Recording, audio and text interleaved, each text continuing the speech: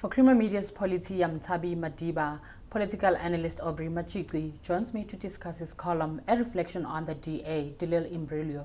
What makes you say that if Patricia De Lille had the good sense of saying something stupid about colonialism, the DA could not have rescinded her membership? Well, we had the Helen Zille gaffe about colonialism, and there was an expectation that the DA would be decisive in showing that it will not tolerate such insensitive statements. There was even an expectation that at the least that would happen is that she would be suspended or worse, should be expelled. But the DA took a softly approach, and it did so because the alternative was to risk a rift within the party, or even the possibility of a split leading to the formation of another party. And therefore, faced with the choice of disciplining Helen Zille and disappointing black people, they chose to disappoint black people. And therefore, if Patricia De Lille, and I say this half seriously, half jokingly, had said something stupid about colonialism like her comrade Helen Zille, she would not have had a membership rescinded. Why do you say that the tension between her and the party are a symptom of a deeper malaise in the DA? Well, in 2013, the DA discovered race. It had a policy meeting at the end of that year, and it came out for the first time unambiguous about the fact that race was a predictor of a person's social and economic position in South Africa. And therefore, blackness remained an indicator or a predictor of disadvantage. Now, they raised the expectation that they would be either less ambiguous or not be ambiguous at all about issues such as race, the land question, BEE, employment equity, and so on. But the DA remains schizophrenic on the question of race. It does so because it wants to have its black cake and eat it. In other words, it wants black people to vote for it, while at the same time not alienating its traditional white support base.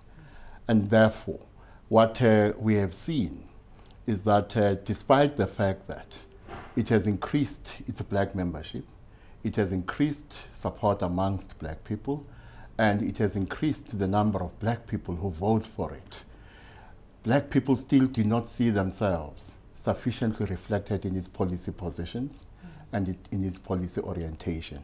And this is happening because there is an underlying logic. And for me, that underlying logic is a paternalistic colonial mentality. And attached to this paternalistic colonial mentality is a question of patriarchy, to the extent that not only to some of those who are not black in the party see themselves as ventriloquists and their black counterparts in the party as puppets, but actually the dominant role of white males in the party, intellectually, politically, and in other ways, means that patriarchy has attached itself to this colonial mentality. We have always witnessed issues in the DA under previous black leaders like Lindiwe Mazibuwe and Mbali Ntuli. Why does this problem keep coming back, and do you think the DA can overcome it? I think in part it is a product of the unrealistic expectations of black leaders of the DA who refuse to understand and see the DA for what it really is, a party of white interests. And I think with incidents such as what happened to Mbali Ntuli, Lindiwe Mazibuko, Patricia De Lille now, and the response of some white members of the party to what its leader, Mmusi Maimane, said about white privilege, these are very clear indications that they should see the DA for what it is. It is a party that is interested in pursuing white interests, but wants at the same time to achieve the goal of increasing its presence amongst black voters. In other words, it is a party that misrepresents itself amongst black voters. it presents itself as something it is not. It presents itself as a party that is interested and committed to non-racialism, or the idea of a post-racial future. Whereas, in reality, black people to the DA are nothing but voting cows. The DA leader, Mmusi Maimane, was recently in hot water when he spoke about white privilege and black poverty in his Freedom Day speech. What do you mean when you say Maimane took the Mini Mandela thing too far and forgot about the DA? Is not a white party? Well, Mmusi Maimane tends to flip-flop on the question of race. There are times he suggests that race is not the main social contradiction in South Africa, and thereby refusing to understand that race and racism are actually dynamics that are internal to the party, not external. Then when it suits him, he wants to evoke his own blackness at times, and as he did at the Freedom Day rally, invoke the question of white privilege in contradistinction to black poverty. Either he is naive about the nature and character of the party he leads, or he is not politically astute, or he is just as denialist as his white comrades in the DA. Because the response he got from some of the white members of the party indicates quite clearly to me that, first of all, they view black members of the party as visitors, including himself.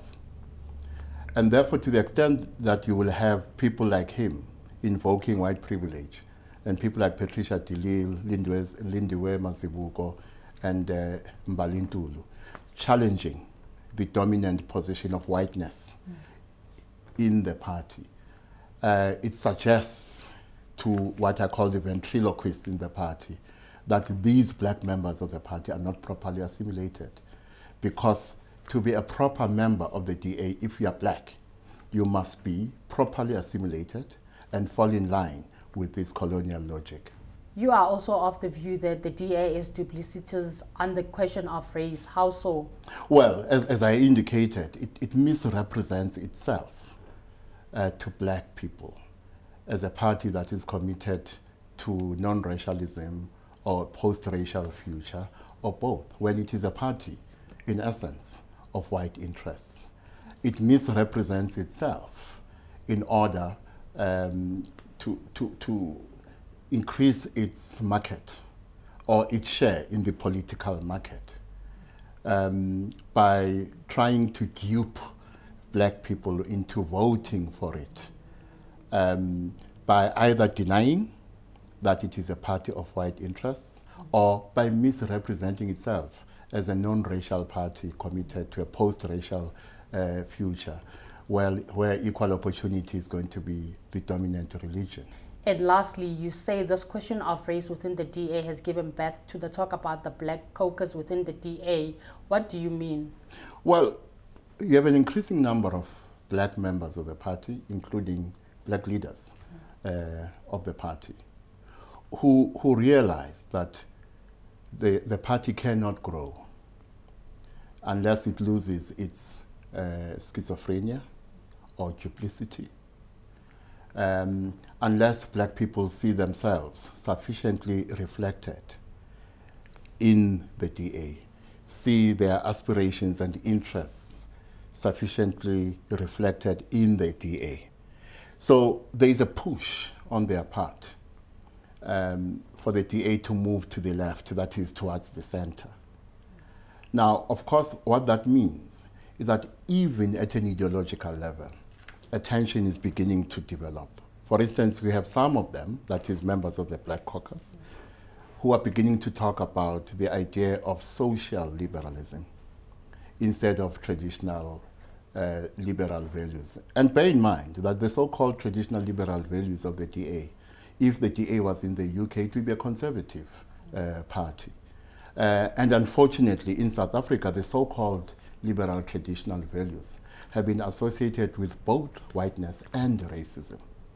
And therefore, this idea of traditional liberal values is coming under attack because you have an increasing number of black members of the party who are saying, well, actually, if the DA is to attract black members, and if it must be honest about its historical mission, it must be a historical mission of ameliorating the material conditions of those who are black, who are victims of colonialism and apartheid, and traditional liberal values are not going to do that. There was political analyst Aubrey Machicwi speaking to Creamer Media's Polity about a reflection on the DA-De Lille imbroglio.